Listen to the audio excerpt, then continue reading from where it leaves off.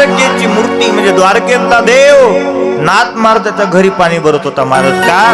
नाथांचा देवावरती भरोसा होता महाराज, विश्वास होता, भाव होता देवावरती. आपला अंतकरणातला भाव शुद्ध असायला पाहिजे. ऐका, त्या धुंदुकारीनं मन लावून कथा ऐकली महाराज काल. मग 7 दिवसामध्ये प्रेताचा उद्धार करणारी पवित्र भागवत कथा आहे महाराज. आपला काळ उद्धार करणार एवढं पवित्र भागवत कथा आहे महाराज. ऐका, ही भागवत कथा कुणी कुणाला सांगितली हो?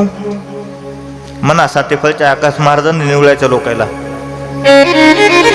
ऐका महाराज,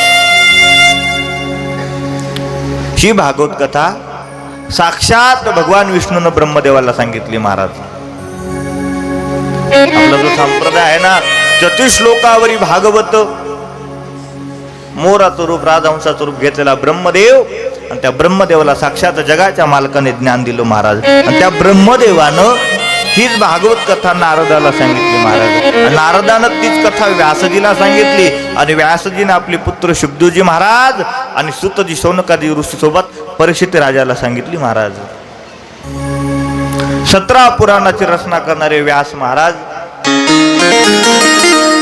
सरस्वती नदीच्या किनारी बसलेले आहेत महाराज.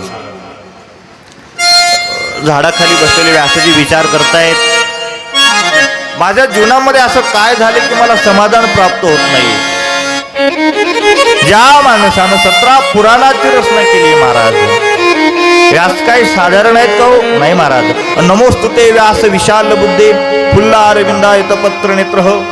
व्यास साधारण आहेत महाराज, ज्ञानामध्ये श्रेष्ठ व्यास आहेत. ज्ञानोबा म्हणतात हे ज्ञान व्यासांचे महाराज. जे ज्ञान जिथून शिकले ते व्यास ऋषी आहेत. आणि एका दिवसाची घटना, ते व्यासजी महाराज आश्रमामध्ये बसलेत बाबा. मन असं उदास दिसायला लागलं महाराज, समाधान होत नाहीये. आणि समाधान नसलेले व्यासजी विचार करतायत, मी असं काहीतरी पाप केला असेल की माझ्या जीवनातून समाधान गायब झाले महाराज. डोळ्यातले अश्रू जमिनीवरती पडतायत, मनामध्ये विचार येतोय असं काय झालं असेल की समाधान प्राप्त होत नाही, माझ्याकडून समाधान नाहीये, समाधान भेटत आहे. असं कोणतं पाप मी केलंय की मला समाधान भेटत नाही महाराज. ज्या वेळेला दुःखी झालेला जीव स्वतःच्या हृदयाला विचारतो, स्वतःच्या अंतकरणाला विचारतो महाराज की माझ्याकडे आज काहीतरी पाप झाले, पश्चाताप होतो महाराज. साधू संत सांगतात, ज्या दिवशी माणसाला पश्चाताप होतो त्या दिवशी कोणातरी साधूची भेट होत असते महाराज. आणि ज्या दिवशी साधूची भेट जीवनामध्ये होतो महाराज, तो दिवस भाग्याचा दिवस असतो, भाग्याचा उदय. ते जोडी संत पाय, भाग्यवान आहेत महाराज. व्यासजी समाधान होत नाहीये, असंतुष्ट आहेत, समाधान नाहीये महाराज. आणि मनाला विचारतायत काय पाप झाला असेल महाराज. पश्चाताप व्हायला लागला. 17 पुराणाची निर्मिती केली आहे महाराज. नारदाच्या समोर नारद मुनी हजर आहेत महाराज. नारदानं चेहरा बघितला महाराज, आपण 17 पुराणाची रचना केलेली आहे. जगातले लोक आपल्याकडे पाहून सुख समाधान शोधतायत, आणि आपण जर असे नाराज आहेत, आपण असे असं आहेत, आपण जर दुःखी दिसत आहेत, त्याचं कारण काय? व्यासजीने सांगायला सुरुवात केली, महाराज तुम्ही जो प्रश्न मला विचारला, या प्रश्नाचं उत्तर मी शोधत आहे. माझ्याकडं समाधान नाही, याचं कारण मला माहिती नाहीये. माझ्या जीवनामध्ये काय दुःख आहे मला सांगता येणार नाहीये, पण कृपा करून आपण मला सांगा की माझ्या जीवनात काय दुःख आहे महाराज. नारदजी सांगतायत, व्यासजी एक सांगू तुम्हाला, तुम्ही 17 पुराणाची रचना केली, तुमच्या दुःखाचं कारण तुमच्या पशीच आहे महाराज. 17 पुराणाची रचना केली, पण त्या 17 पुराणामध्ये जगाला आवडणारा भगवान कृष्ण परमात्मा, त्या देवाचं चरित्र आपण गायलं नाही.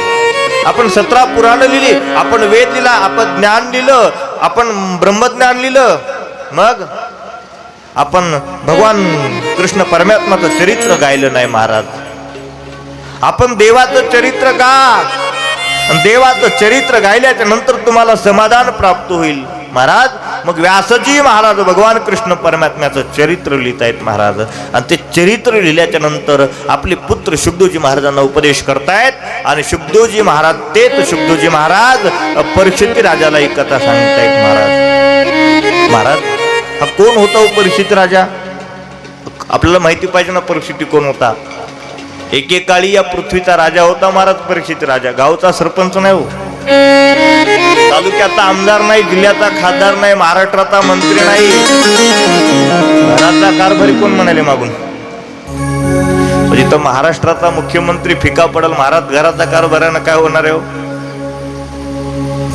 या देशाचा राजा की ज्याच्या घरी जगाचा मालक सेवा करायचा महाराज. अर्जुनाचे घोडे धुतलेत महाराज जगाच्या मालकानं, आणि त्या अर्जुनाच्या वंशामध्ये जन्म आलेला राजा परीक्षिती नावाचा राजा आहे महाराज. त्या परीक्षिती जन्माच्या अगोदर अशा काही घटना घडल्या महाराज की त्या घटनामुळे परीक्षिती राजाला जगाच्या मालकाचं दर्शन झालं महाराज. काय घटना घडल्या त्याला ऐका. ज्यावेळी कौरव पांडवाचं युद्ध झालं आणि युद्ध झाल्यामुळे कौरवाकडचे 99 जण मरून पडले महाराज. एकटा दुर्योधन जिवंत आहे. आता एक दुर्योधन जिवंत आहे आणि दुर्योधन जिवंत आहे महाराज. 99 जण मेले आता त्याला राग नाहीये, रडतोय तो, पण 99 जण मेले म्हणून रडत नाही. आम्ही 100 भाऊ आहेत, आमच्या 100रातला मी एकटा जिवंत आहे, पण पुढं 5 जण आहेत महाराज, 5तला एकही गेला नाही. माझे 99 मेले म्हणून रडत नाही, 5तला एकही मेला नाही म्हणून रडायला लागला महाराज. रडणाऱ्या दुर्योधनापाशी अश्वत्थामा गेला. अश्वत्थामा त्या दुर्योधनाला विचारतो, दुर्योधना का रडतोय? 99 भाऊ मेले म्हणून रडतोय का, आता हरणार म्हणून रडतोय का, राज्य जाणार म्हणून रडतोय?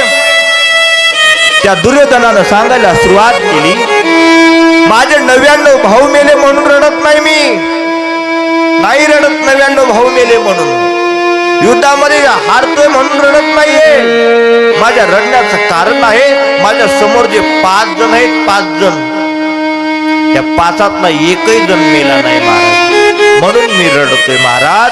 त्या अश्वत्थामेनं सांगितलं, अरे 5च मारायचेत ना, हा अश्वत्थामा मारेल. हातामध्ये तलवार घेतली महाराज आणि ज्या ठिकाणी पांडवराज होते त्या ठिकाणी निघाला महाराज. ऐका, इकडे भगवान कृष्ण परमात्मा 5 पांडवाला सांगतात, ते बघा, आज जर झोपले तर कायमचे झोपाल. काय सांगितले? आज जर तुम्ही झोपले तर कायमचे झोपाल, आता तुम्ही माझ्या सोबत चला. 5 पांडवांनी देवाचं ऐकलं महाराज, ऐकलं देवाचं, पण पांडवाच्या पोरांनी देवाचं ऐकलं नाही महाराज. देवाच्या पाठीमागं 5 पांडव निघून गेले.